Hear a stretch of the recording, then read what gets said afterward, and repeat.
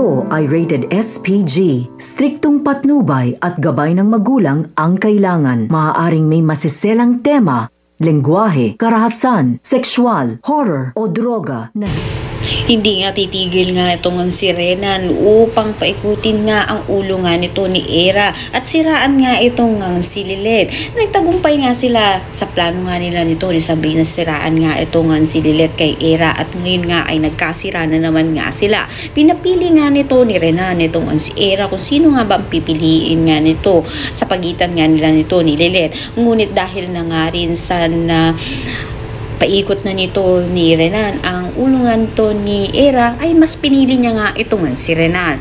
Nag-aalala naman nga itong si Lilet sa plano nga nito ni Renan dito nga kay Era. Kaya humingi siya ng tulong dito nga kay Attorney Kurt na sana nga raw ay pigilan nga nila ang kasal nga nito ng dalawa upang sa gayon nga hindi mapahamak ang kanyang kapatid. Kaya naman nga patuloy nga silang mangangalap pa na impormasyon tungkol nga sa nalaman nga nito ni Lilet at papatunayan niya nga dito nga kay Era. Kaya naman pakatutukan nga natin dito kung matutulungan pa nga kahit maliligtas nga nito ni Lilet ang kanyang kapatid dito nga kay Renan at hindi matuloy ang kasalan na ito. Lahat na yan pang natin. Maraming salamat sa inyo.